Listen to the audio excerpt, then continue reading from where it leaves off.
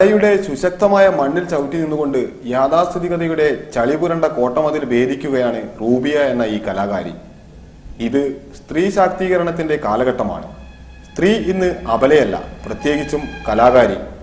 അവൾക്ക് പ്രതിരോധിക്കുവാനും പോഷിപ്പിക്കുവാനും ഒട്ടേറെ മാർഗങ്ങളുണ്ട് സംസാര സാഗരത്തിൽ. എന്നിട്ടും റൂബിയ എന്ന പാവം പെണ്ണ് സമുദായത്തിൽ നിന്നും പുറത്താവുന്നത് എന്തുകൊണ്ടാണ്? ഈ കുട്ടി ഹിന്ദുക്കളുടെ കലയാണ് പഠിക്കുന്നത്, അതുകൊണ്ട് മഹല്ലിൽ കൂട്ടാൻ പറ്റില്ല. മാത്രമല്ല അവൻ്റെ ഉപ്പ പഴയകാല നാടക നടനായിരുന്നു, അതുകൊണ്ട് ഒരിക്കലും മുസ്ലിങ്ങളല്ല മുസ്ലിം സമുദായത്തെ കൂട്ടാൻ പറ്റില്ല എന്ന് പറഞ്ഞു. അങ്ങനെ ഇന്നേ വരെയായിട്ടും അവർ കൂട്ടിയിട്ടില്ല. ഈ മഹല്ലിൽ കൂട്ടണം എന്ന് ഏറ്റവും വലിയ ആഗ്രഹം ഉണ്ടായിരുന്നത് എൻ്റെ ഉമ്മയ്ക്കായിരുന്നു. ഉമ്മ ഇപ്പം മരിച്ചിട്ട് 9 മാസമായി. ഉമ്മ പോയി. ഇനി ഞങ്ങൾക്കും ആവശ്യമില്ല, കാരണം അവരിനി എന്ത് പറഞ്ഞാലും കല നിർത്തില്ല. കല എന്ന് പറഞ്ഞത് ഞാൻ ആദ്യമായിട്ട് സ്കൂളിൽ പഠിക്കുന്നതിന് മുന്നേ ആദ്യമായിട്ട് ഞാൻ പഠിച്ചു തുടങ്ങിയത് നൃത്തമാണ്. അപ്പോൾ അത് ഒരിക്കലും ഞാൻ വിടാൻ പോകുന്നില്ല. രക്തത്തിൽ അലിഞ്ഞു ചേർന്ന കലയുടെ രസക്കൂട്ടുകൾ ഒരിക്കലും ഒരു കലാകാരിയുടെ അന്തരാളത്തിൽ അടങ്ങിയിരിക്കില്ല. മനോഹരമായ നൃത്തച്ചുവടുകളായി മനം മയക്കുന്ന അഭിനയത്തികവായി അവ നിരന്തരം ബഹിർഗമിച്ചുകൊണ്ടേയിരിക്കും. ദുർബലമായ ഭൂമിയുടെ പുറന്തോട് പൊട്ടിച്ച് പുറത്തു വരുന്ന ലാവാ പ്രവാഹം പോലെ. ഉമ്മ മരിക്കുന്നതിൻ്റെ മണിക്കൂറുകൾക്ക് മുന്നേ പറഞ്ഞിട്ടുണ്ട്, എന്ത് തന്നെ ആയാലും നൃത്തം നിർത്തരുത്, അതെൻ്റെ ജീവൻ, എനിക്ക് വേണ്ടിയെങ്കിലും നീ പഠിക്കണം, എന്നെ ഓർമ്മയുള്ളിടത്തോളം കാലം നീ അത് തുടർന്നു കൊണ്ടേയിരിക്കണം എന്ന് പറഞ്ഞ വാക്കുകളുണ്ട്. അപ്പോൾ എന്തായാലും ഞാൻ കല ഒരിക്കലും നിർത്തില്ല. ഇനി പോകുന്നതും ഭരതനാട്യം സ്പെഷ്യലൈസ് ചെയ്തിട്ട് അതിൽ പോവാണ് എനിക്ക് ഏറ്റവും വലിയ ആഗ്രഹം. ഒരിക്കലും കല ഞാൻ നിർത്തില്ല. അത് ഉമ്മയുടെ വാക്ക് ശിരസ വായിക്കണം എന്നുള്ളൊരു ആഗ്രഹം കൂടിയുണ്ട്, അതുകൊണ്ട് ഒരിക്കലും ഞാൻ നിർത്തില്ല. മലപ്പുറം ജില്ലയിലെ വള്ളുവമ്പ്രം സ്വദേശിയാണ് റൂബിയ എന്ന ഈ 18കാരി.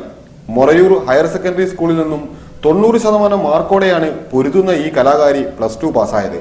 വലിയ പീടികയ്ക്കൽ അലവിക്കുട്ടിയുടെ മകളായ റൂബിയയ്ക്കിന്ന് യാഥാസ്ഥിതികരെ തെല്ലും ഭയമില്ല. കാരണം അവൾ ജനിച്ചത് തന്നെ കലാകാരിയായിട്ടാണ്. സമുദായത്തിന്റെ വിലക്കുകൾ ഒട്ടൊന്നുമല്ല ഈ കലാകാരിയെ വേട്ടയാടിയത്. കലയോടുള്ള പ്രതിബദ്ധത ഒന്നുകൊണ്ട് മാത്രം പ്രതിരോധത്തിന്റെ പാഠങ്ങൾ മുഴുവൻ റൂബിയ വശത്താക്കി കഴിഞ്ഞു. തിളങ്ങുന്ന കണ്ണുകളോടെ കരഗതമാക്കിയ ആത്മവിശ്വാസത്തോടെ റൂബിയ ചിരിക്കുന്നു, സമുദായത്തിന്റെ നെറികേടുകളോട് സമരസപ്പെടാതെ. മരിച്ചുപോയ ഉമ്മയുടെ വാക്കുകൾ അവൾക്കിന്ന് കരുത്തേകുന്നു.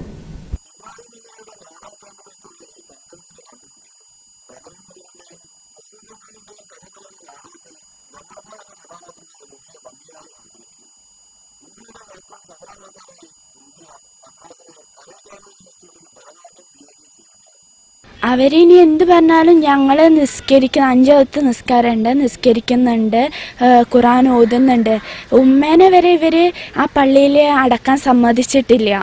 ഉമ്മേനെ ഖബറടക്കിയത് ഉമ്മയുടെ നാടായ കൊണ്ടോട്ടിയിൽ കൊണ്ടുപോയിട്ടാണ് ഖബറടക്കിയത്. പക്ഷേ ഇവർ മുസ്ലിങ്ങളല്ല എന്ന് പറഞ്ഞാലും ഞങ്ങൾ 5 വക്ത് നിസ്കരിക്കുന്നുണ്ട്, അതുപോലെ ഖുർആൻ പാരായണം ചെയ്യുന്നുണ്ട്. ഒരു വിശ്വാസിക്ക് ഏറ്റവും വേണ്ട അടിസ്ഥാന കാര്യങ്ങളാണത്.